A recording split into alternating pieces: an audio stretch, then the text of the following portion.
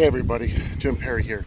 It is Sunday morning and I've got 2 or 3 hours and I decided to get out and detect a brand new permission of mine. I just secured this permission this week. I am on the site of where a home once stood until several years ago. The home was built in 1896. Kind of very quickly heading back and forth across the property here. Really loud up toward the front of the property near a main road. Lots of sheet metal from some of the buildings that have been re-roofed in the last 40 or 50 years. Slowly making my way back toward the back of the property that at one time was field.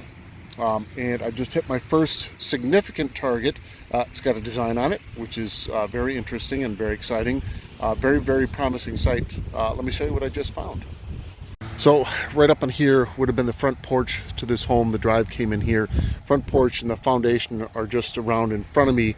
Lots of gravel underneath here, so really difficult digging. But slowly making my way, trying to ignore a lot of the trashy signals. And my first really strong signal, this was only 2 or 3 inches down. I flipped the plug and saw this. And I really am not sure what this is.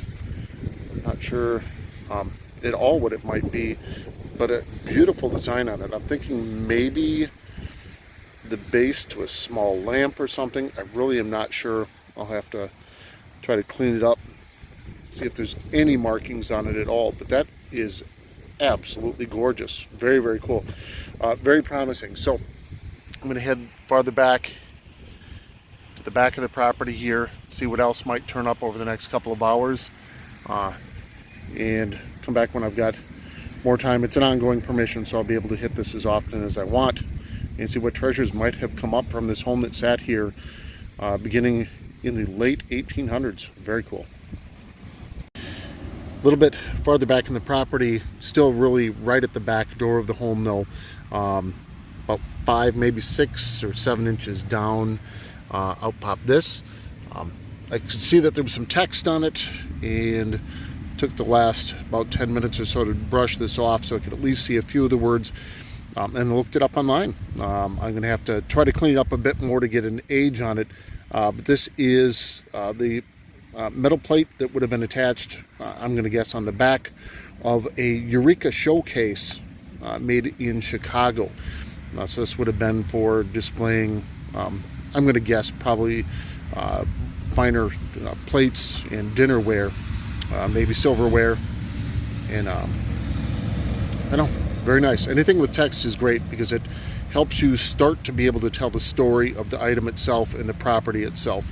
So we'll see if we find anything more like this, and be happy with the very little that I've found so far. Very cool. So I've slowly made my way back to way behind where the home would have sat, till it's a little bit quieter here. Dug a bit of trash, and then now maybe I don't know, I would guess 4, maybe 5 inches down. Very common find. It seems to me like there might be more of it down in there. I'm just popped the plug here, and this is a part of a harmonica reed plate. Very common in spots where I've detected where it's late mid 1800s, early 1900s. Very promising. I'm assuming some things got dropped back here as well. It is much easier digging back here with less gravel, and much quieter, far less trash, far fewer nails than up toward the main home. So I might go back and forth a little bit back here, see if I find anything else, and then move back up in that direction for a bit until I can't stand it anymore. Very cool. Very promising. I do not mind digging these.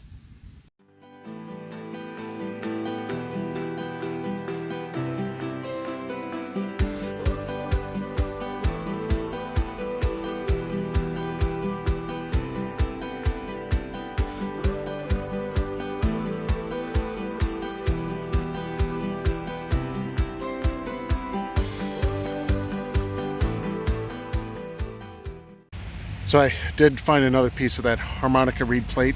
Slowly making my way back up toward the home itself. Lots and lots of iron, and I'm assuming stuff when Trash was thrown out, ended up back here. When the home was taken down, stuff could have been bulldozed back here. Again, we're back into lots of gravel, so the targets really aren't very far below the surface. Very, very strong target. I'm seeing a design on this. I'm just peeling back the, oh my gosh, just peeling back the grass, and I think I know what I've got. So, this is the faceplate to a door. Oh my gosh, very, very cool. So the door handle would have been through here, is where it was attached into the door itself, and then down here, and then the keyhole. Oh, would it be so cool to find a key out here? Maybe even the handle. We'll head back and forth right here within a few feet to see if anything else comes up. But again, there is so much trash that it is difficult to sift through it right now. All I'm digging right now are high tones. I have discriminated everything else out of my detector, hoping to pull a few items like this to be able to take home. I'm thinking there's not going to be anything on it. This could really be to the home, or maybe a door in the home that was locked. Maybe the back door could be to a building that was back behind here as well. So very cool. All right, so I moved my way out to the very front of the home, near the road in front here. I can't believe I found a patch of dirt that didn't have gravel in it. And down just a few inches, oh, I see something round. Please let this be a coin. Please let it be old. It's not gonna be. That's okay. The home here really was here through not too very long ago. Nothing really old. 1979 it looks like. That's the thing. You find layers of stuff. Old, some new, some interesting, a lot of trash. Take what we can find and move on in hopes of finding something that you might want to hold on to. It has a story and tells a little bit about the history of the location. Still making my way back and forth.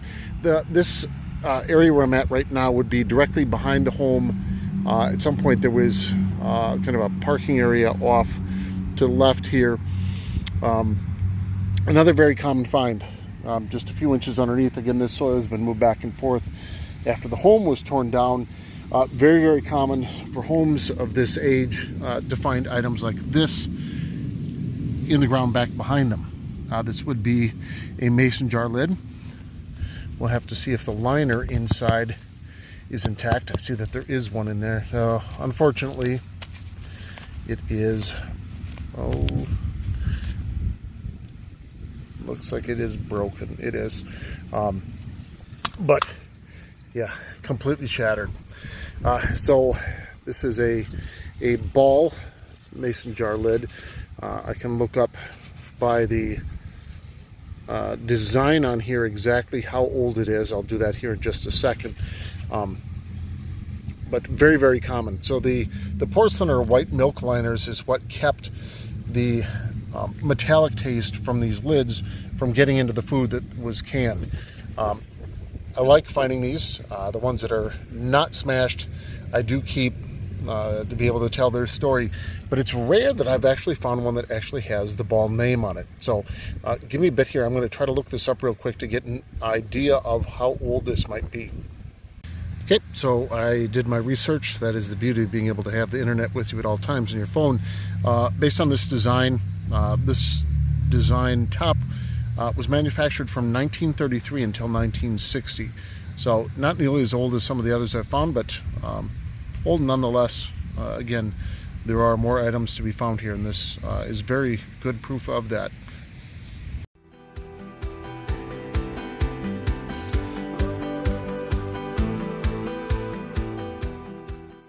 And all the way to the back of the property here, to where the field would have started. Another mason jar lid, just part of the lid. Unfortunately, I probably broke that. and part of a jar.